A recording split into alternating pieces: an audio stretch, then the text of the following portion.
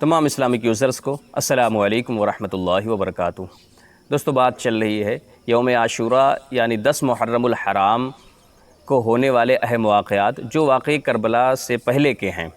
تو آج بات کریں گے حضرت یونس علیہ السلام کے بارے میں۔ حضرت یونس علیہ السلام کی قوم کے لوگ نینوا علاقے موصل میں رہتے تھے اور وہ کفر و شرک میں مبتلا تھے۔ ان کی ہدایت کے لیے اللہ رب العزت نے یونس علیہ السلام کو بھیجا۔ آپ اپنی قوم کی طرف آئے اور آپ نے ان کو سمجھایا کہ کفر و شرک سے باز آ جاؤ ورنہ اللہ رب العزت تم پر عذاب نازل کرے گا۔ انہوں نے آپ کی تکذیب کی، آپ کی بات نہیں مانی۔ حضرت یونس علیہ السلام نے اپنی قوم کے لوگوں کو بتایا کہ ایک مدت تک تم دنیاوی مال و متاع سے نفع حاصل کر لو، لیکن اگر ایمان نہیں لاؤ گے تو اللہ اپنا عذاب ضرور نازل کرے گا۔ قوم کے لوگ نہیں مانے، آپ پر ایمان نہیں لائے تو آپ ناراض ہو کر وہاں سے چلے آئے۔ جب کچھ دنوں تک آپ کی قوم کے لوگوں نے آپ کو نہیں دیکھا اور پھر ایک دن ایسا ہوا کہ آسمان میں گھنے بادل کالے چھائے اور ان سے دھواں اٹھ کر ان کے مکانوں تک آیا اور ان کے مکانوں کو اپنی زد میں لے لیا، تب انہیں یہ لگا کہ جس عذاب کا ذکر وہ کر رہے تھے کہیں وہ عذاب اب ہم پر آنا شروع تو نہیں ہوا۔ تو خوف کے عالم میں وہ اپنے آل و اولاد سے الگ ہو کر، اپنے جانوروں کو الگ کر کے شہر سے جنگل کی طرف جانے لگے اور وہاں جا کر گریہ وزاری کرنے لگے، توبہ کرنے لگے، استغفار کرنے لگے کہ اے اللہ، ہم تجھ پر اور تیرے نبی یونس علیہ السلام پر ایمان لاتے، ہم پر عذاب نہ لا۔ اور ان کو جو چیزیں دکھی، جو چیزیں انہوں نے محسوس کی، انہیں یہ پتہ چلا کہ اب ہم پر عذاب ضرور آئے گا اگر ہم اپنے گناہوں سے توبہ نہیں کرتے ہیں۔ اور بات یہ ہے کہ اگر انہوں نے کسی کی حق تلفی کی تھی تو اس کے حق کو معاف کیا، کسی پر ظلم کیا تھا تو اسے معافی طلب کی، یہاں تک کہ اگر کوئی پتھر کسی کی اجازت کے بغیر اٹھایا تھا، اپنے گھر بنانے میں بنیاد میں استعمال کیا تھا، تو بنیاد کھود کر اس پتھر کو اس شخص کے حوالے کیا گیا کہ جس کا پتھر انہوں نے استعمال کیا تھا بغیر اس کی اجازت کے۔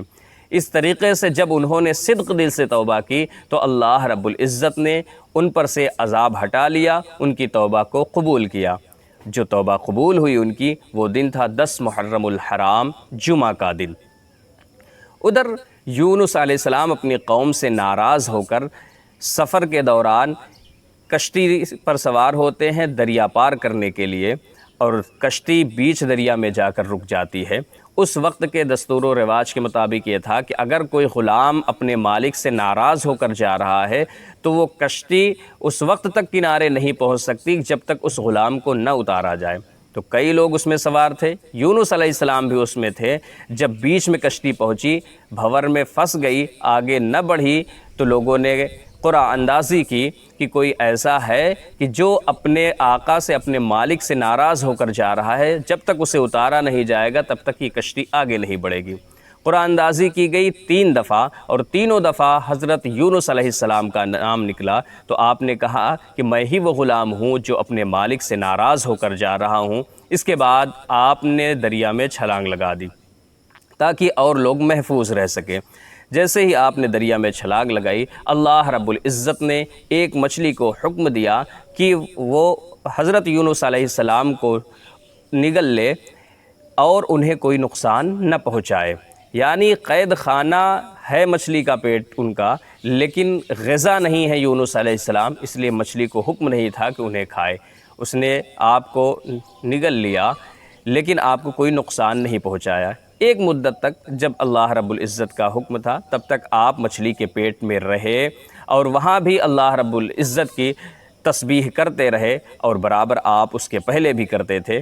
پھر اللہ رب العزت نے مچھلی کو حکم دیا، ایک مدت کے بعد اس نے آپ کو جو نگلا تھا اسے اگل دیا دریا کے کنارے۔ اس وقت آپ کی حالت ایسی تھی کہ جیسے ایک نو مولود بچے کی ہوتی ہے، جسم پر بال نہیں تھے، جلد نرم اور نازک تھے، کوئی مکھی کوئی اور چیزیں آپ کو نقصان نہ پہنچائیں۔ اس لیے اللہ رب العزت نے ایک پودا اگایا جس نے آپ کو ڈھپ لیا تھا، اور ایک بکری کو یہ حکم تھا کہ ہر روز جا کر یونس علیہ السلام کو دودھ پلاتی۔